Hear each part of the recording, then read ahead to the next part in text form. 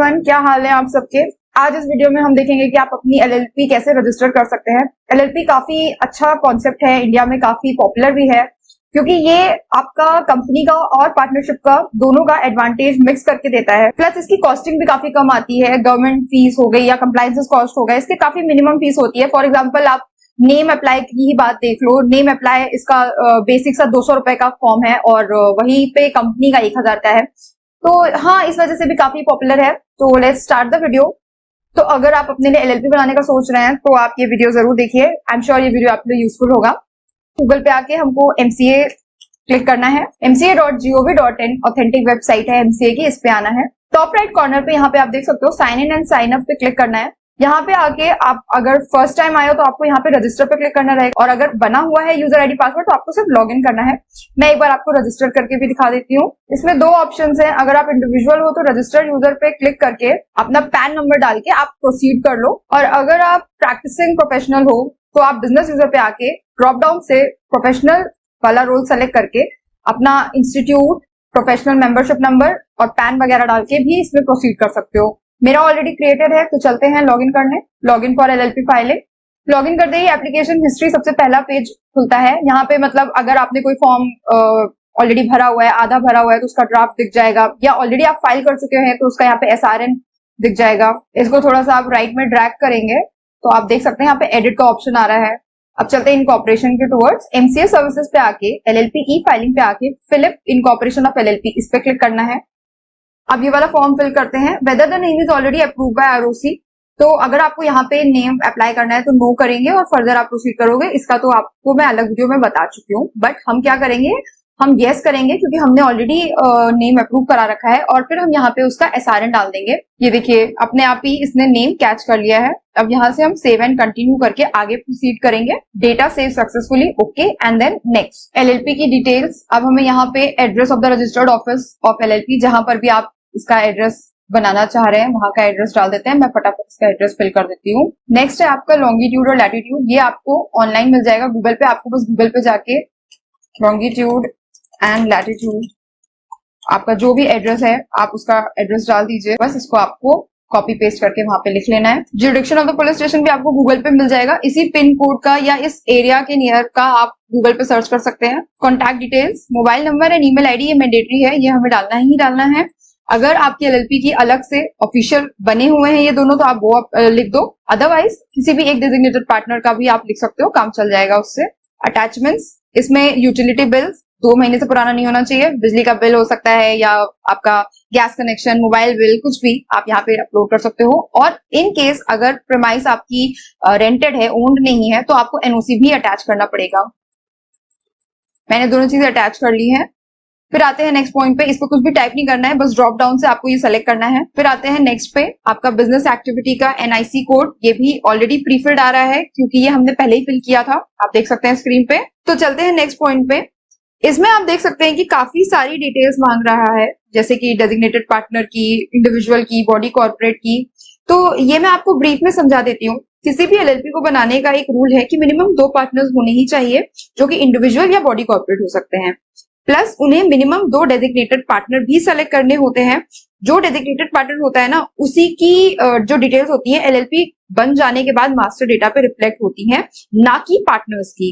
तो ये designated partner भी इंडिविजुअल या बॉडी कॉर्पोरेट हो सकता है, पर लॉ कहता है कि कम से कम 2 इंडिविजुअल डेजिग्नेटेड पार्टनर होने ही चाहिए, उसके ऊपर बॉडी कॉर्पोरेट रख सकते हैं। फॉर एग्जाम्पल कोई एक एलएलपी है जिसमें 3 पार्टनर है, ए, बी और आपका सी, ठीक है, जिसमें से ए एंड बी हमारे और आपके जैसे इंडिविजुअल हैं, लेकिन सी एक बॉडी कॉर्पोरेट है। तो अब क्या कर सकते हैं वो, या तो अपने हिसाब से वो लोग सेलेक्ट कर ले कि बॉडी कॉर्पोरेट उनको कौन रखना है।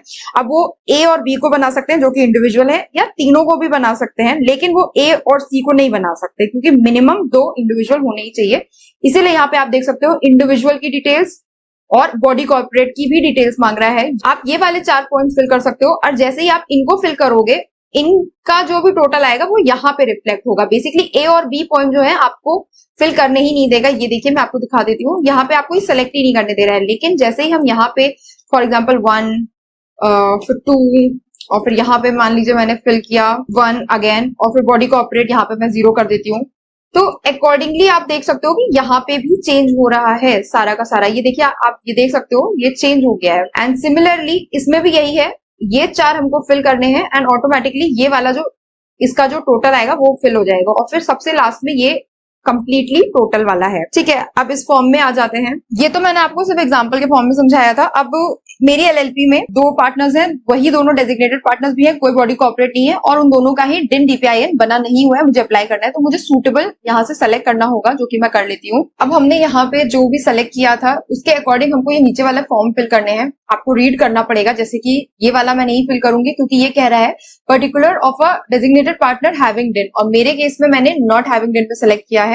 अगर इन केस आपका है जिसका डिन बना हुआ है तो उसकी डिटेल्स यहाँ पर आएंगी। फिर आप स्क्रॉल करके नीचे आओगे, ध्यान से इसको रीड करना है क्योंकि आप ऐसे जल्दी जल्दी में करोगे तो कुछ ना कुछ मिस हो जाएगा। अब यहाँ पे देखो, particulars of individual not having डिन, तो यहाँ पे मेरे दोनों डेजिग्नेटेड पार्टनर की डिटेल आएंगी और मैंने यहाँ फिल कर दिया है। बेसिक डिटेल्स है, नेम, एड्रेस, फादर्स नेम, आपका यहाँ पे जो भी आप सेलेक्ट करोगे उसका नंबर डाल के आपको वेरीफाई कराना है। फिर mobile number and email ID. Mobile number में जैसे ही आप पेस्ट करते हो, मैं आपको एक चीज दिखाना चाहूंगी, ये एरर आ जाता है। इसमें बेसिकली आपको आईएसडी कोड आगे ऐड करना होता है और फिर ये एरर चला जाएगा। ये रहा परमानेंट एड्रेस, आपका आधार कार्ड का जो भी एड्रेस है वो यहाँ पर आ जाएगा। और फिर आपका ये पूछ रहा है whether a present residential address is same as of permanent. अगर आधार का एड्रेस जो भी आप एड्रेस प्रूफ में लगा रहे हो अगर सेम है तब आपको यस करना है। और मेरे केस में दोनों में एड्रेस डिफरेंस है। लाइक आधार कार्ड में गोरखपुर का एड्रेस है और जो उनका बैंक स्टेटमेंट है जो रेसिडेंशियल प्रूफ में वो लगा रहे हैं उसमें एड्रेस गोमती नगर का है। तो मैं इसको नो करके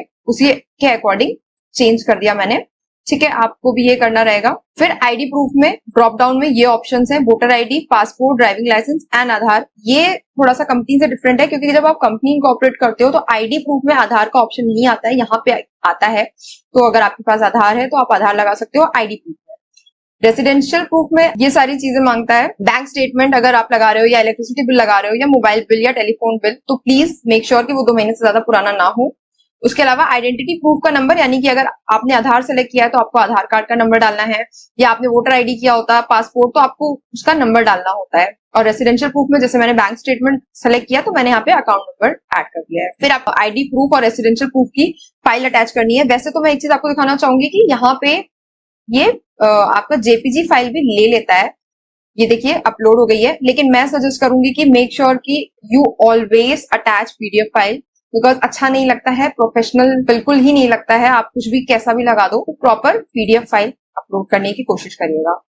फिर आपका ये वाला तो आपको फिल करना ही नहीं है क्योंकि ये तो कंपनी के केस में और ये फिल करने भी नहीं देगा आपको। फिर आते हैं फॉर्म ऑफ कंट्रीब्यूशन। आप इस ड्रॉप डाउन में से सेलेक्ट कर सकते हो कैश, कन्वर्जन या अदर देन कैश।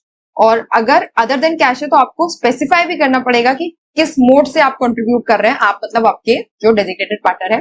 फिर मॉनेटरी वैल्यू आपको सेलेक्ट करनी है, ये आपका वर्ड्स वाला अपने आप फिल हो जाएगा। इसके अलावा ये सब मुझे फिल नहीं करना है, मैं एक बार फिर आपको बोलना चाहूंगी। लेकिन अगर आपके केस में बॉडी कॉर्पोरेट है या आप, ये आपको एक एक रीड करके ही भरना पड़ेगा प्रॉपरली, गलती मत करिएगा यहाँ पे। फिर हम करेंगे इसको save and then we can proceed further. तो अब आ जाते हैं नेक्स्ट स्टेज पे। यहाँ पे हमको डिटेल्स भरनी है पार्टनर्स की जो डेजिग्नेटेड पार्टनर्स नहीं है। ये इसीलिए मैंने आपको ब्रीफ में थोड़ा सा स्टार्ट में ही समझा दिया था डिफरेंस क्या है। जैसा कि मैंने आपको बताया कि मेरे केस में डेजिग्नेटेड पार्टनर्स जो है वही पार्टनर्स भी हैं, तो इसलिए मुझे यहाँ पे दोबारा कुछ भी फिल नहीं करना है। बट सपोजिटली मैं फिर से बता देती हूँ, आपके केस में 3 लोग होते हैं जिसमें से 2 डेजिग्नेटेड पार्टनर है और 1 पार्टनर है, सिर्फ पार्टनर। तो जो 2 डेजिग्नेटेड पार्टनर है उसका आप यहाँ पे फिल करोगे और इस वाले जो स्क्रीन पे इस समय पेज है यहाँ पे उस जो थर्ड पर्सन जिसको आपने सिर्फ पार्टनर बनाया हुआ है, जो एमसीए की वेबसाइट पे नहीं दिखेगा, मास्टर डेटा पे नहीं दिखेगा, उसकी डिटेल्स आएंगी। तो मेरे केस में तो ऐसा कोई एक्स्ट्रा पार्टनर है ही नहीं, तो इसलिए मैं ये देखिए मैं आपको दिखा भी देती हूँ, ये मुझे भरने ही नहीं दे रहा है। मैं टाइप कर रही हूँ and it's not letting me type. ठीक है, ये मुझे बिल्कुल फिल नहीं करने दे रहा है। तो मैं स्क्रॉल करके नीचे आ जाऊंगी, आप अपने अकॉर्डिंग देख के ही फिल करना इस वाले फॉर्म को। फिर आ जाते हैं पैन टैन इन्फॉर्मेशन में। ये बिल्कुल कंपनी के जैसा है, जैसे हमें कंपनी में पैन टैन फिल करना होता है वैसे यहाँ पे भी हमें फिल करना पड़ता है। इसके लिए आपको ये कहाँ मिलेगा मैं बता देती हूँ। आप सबसे ऊपर आना स्क्रॉल करके और ये रेफर इंस्ट्रक्शन किट को आप जरा ओपन कर लेना। ओके, तो ये आपकी इंस्ट्रक्शन किट खुल गई है। इसमें सबसे नीचे आपको ड्रैग करना है और यहाँ पे आपको ये रहा, ये देखिए link to access area code, AO type, range code and AO number, ये आप क्लिक करोगे दूसरे पोर्टल में लेके जाएगा। इस तरह से आपको अपने अकॉर्डिंग यहाँ पे सेलेक्ट करना है, नॉन इंटरनेशनल या इंटरनेशनल, मुंबई रीजन या नॉन मुंबई रीजन। मेरे केस में it's a non Mumbai region, तो मैं इसको सेलेक्ट कर लूंगी। एक पॉपअप आएगा और आप इसको सेव कर लीजिए, इसको ओपन करिए। अब आप देख सकते हैं आपकी शीट ओपन हो गई। काफी लंबी लिस्ट है, इसमें आपका सर्च कर पाना इजी नहीं है, इसलिए मैं सजेस्ट करूंगी कि आप Ctrl+F प्रेस करके आप उस सिटी का नेम डाल सकते हो जहां भी आपकी एलएलपी इनकॉर्पोरेट हो रही है। और ये देखिए मेरे ऑप्शन सिंप्लीफाइड हो गए, मेरे को 3 ऑप्शंस मिल चुके हैं। एच वाली जो आपकी रो है इसके अकॉर्डिंग यहाँ पे मैं सर्च कर लूंगी कि मेरा कौन सा सूटेबल है। सिमिलरली आपको टैन के लिए भी सेलेक्ट करना रहेगा। मैं आपको दिखा देती हूँ, यहाँ पे ये वाला आपका टैन का है लिंक, आप इसको जब क्लिक करोगे तो ये आपको टैन के लिए एक्सेस देगा। सिमिलरली वैसे ही एकदम जैसे उसमें बताया वैसे ही करना है। अब चलते हैं इनकॉर्पोरेशन की तरफ। मैंने ये भर लिया है। सोर्स ऑफ इनकम में मेरा आएगा income of business and profession and code is 20। इसको सेव करके आगे बढ़ जाते हैं। फिर आपको यहाँ पे सिग्नेचर फील्ड 1, यहाँ पे किसी भी एक डेजिग्नेटेड पार्टनर का डिन, डीपीआई एंड पैन जो भी आपके पास अवेलेबल हो वो आपको फिल करना है। फिर declaration by a practising professional, इन चारों में से कोई भी हो सकता है एंड आपको ये देख के फिल करना रहेगा। एसोसिएट है या फेलो, आपको पता होगा एसोसिएट अगर आप मेंशन करोगे तो मतलब वो लोग जो 5 साल से नीचे के प्रैक्टिस के हैं, और फेलो आ जाता है जब आपके 5 साल से ऊपर के प्रैक्टिस हो जाते हैं। अभी हमें इस फॉर्म में कहीं भी डीएससी नहीं लगाना है, लेकिन ये डीएससी बॉक्स तब ओपन होगा जब हम इसको पीडीएफ में डाउनलोड करेंगे एंड तब हम वहां पे इसमें डीएससी लगाएंगे। सिमिलरली नीचे भी हम यहाँ पे जो आप दूसरा साइन देख सकते हो सिग्नेचर फील्ड 2, यहाँ पे आपका जो भी प्रैक्टिसिंग प्रोफेशनल है जिसका भी आप वो कर रहे हो, सर्टिफाई कर रहा है जो इस फॉर्म को, वो डीएससी लगाएगा। तो ये दोनों ही डीएससी बॉक्स ओपन हो जाएंगे जब आप इसकी पीडीएफ फाइल डाउनलोड करेंगे। सेव करके नेक्स्ट करते हैं। प्रोसीड टू ई फॉर्म पे क्लिक करना है। प्रोसीड टू फॉर्म 9 पे क्लिक करना है। फॉर्म 9 ये पूरा प्रीफिल्ड फॉर्म है, इसमें हमें कुछ भी फिल नहीं करना है, कोई साइन भी नहीं लगाना है। नीचे आके सेव एंड कंटिन्यू पे क्लिक करना है। Save and continue. Proceed to e file, इस पे क्लिक करना है। जैसे ही हम प्रोसीड करेंगे हमारा एसआरएन जनरेट हो जाएगा और ऑटोमेटिक डाउनलोड हो गया। देख सकते हैं आप स्क्रीन पे ऑटोमेटिक डाउनलोड ओपन हुआ है। इसको आप सूटेबल फोल्डर पे सेव कर लीजिए। ये पीडीएफ फाइल है जिसमें अब हमको डीएससी लगाना है। ये फिलिप का पीडीएफ फॉर्म मैंने ओपन कर लिया और कुछ इस तरह का दिख रहा है। It's just a normal PDF form. अब इसमें हम साइन लगाएंगे, स्क्रॉल करके नीचे आएंगे तो यहाँ पर आप देख सकते हैं इस वाले बॉक्स में आपका एक डेजिग्नेटेड पार्टनर का लगेगा जिसका भी हमने यहाँ पे पैन मेंशन किया था या फिर डिन मेंशन किया था। आप यहाँ पे डिन पैन कुछ भी डाल सकते हो। मेरे केस में डिन बना ही नहीं हुआ इसलिए मैंने पैन मेंशन किया है। और फिर नीचे स्क्रॉल करके इस दूसरे डीएससी बॉक्स में आपका सर्टिफाइंग अथॉरिटी का जो भी आपकी सर्टिफाइंग प्रोफेशनल है उसका डीएससी लगेगा। यहाँ से लेफ्ट इस पे क्लिक करके आप अटैचमेंट्स भी चेक कर सकते हो कि आपने जो भी अटैचमेंट्स लगाई थी, कौन सी लगाई थी। आप एक बार इसको कहते हैं ना रीचेकिंग, आप श्योर हो जाते हो कि हाँ ठीक है फॉर्म पूरा करेक्ट है।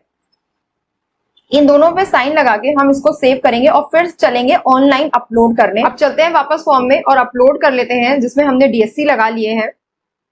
तो हम यहाँ से चूज फाइल करके इनको सेलेक्ट करके अपलोड कर लेंगे। ये देखिए प्रोसीड फॉर पेमेंट का ऑप्शन आ गया है। अब इसको जैसे ही हम प्रोसीड करेंगे हमारा मेक पेमेंट का ऑप्शन आ जाएगा। सबमिट, एक बेसिक सी डिटेल कंफर्म करनी है हमको। अब आप देख सकते हैं काफी सारे ऑप्शंस हैं। इसका बेस्ट पार्ट मुझे ये लगता है कि इसमें यूपीआई का भी ऑप्शन आ गया है। कंपनी इनकॉर्पोरेशन में अभी भी नेट बैंकिंग और डेबिट कार्ड, क्रेडिट कार्ड ही चलता है। एलएलपी लेकिन आप यूपीआई पेमेंट से भी कर सकते हैं। मतलब कि आप बस यूपीआई में क्लिक करके आप यहाँ पर आके अपनी यूपीआई आईडी डाल दो। वेरीफाई पे आप क्लिक कर लो एक बार और फिर ये वेरीफाई हो जाएगा, आपका नाम आ जाएगा लिख के। राइट पे ये ग्रीन टिक लग जाएगा, फिर पे कर दीजिए। और जैसे ही आप पे प्रेस करेंगे अब आपको अपने मोबाइल पे जाके सूटेबल यूपीआई ऐप में जो भी आपका होगा, गूगल पे, फोन पे, जो भी आईडी है उस पे आपको एक्सेप्ट कर लेना है। आप वहां पे जैसे ही एक्सेप्ट करेंगे यहाँ पे भी आपका ट्रांजेक्शन कंप्लीट हो जाएगा। ये देखिए एंड दैट्स इट। आप इस रिसीट को डाउनलोड कर सकते हो। अब एक बार हम लॉग इन करके इसका ट्रांजैक्शन स्टेटस चेक करते हैं। ये देखिए अंडर प्रोसेसिंग आ गया है और एसआरएन का नंबर भी आ गया है। दैट्स इट, आपकी एलएलपी बन चुकी है and this is was the simplest method of incorporating LLP. I hope this video was very useful to you and अगर कोई भी क्वेश्चन हो इसके अलावा आप कमेंट बॉक्स में पूछ सकते हैं, प्लस आप मुझे मेल भी कर सकते हैं। Thank you so much for watching.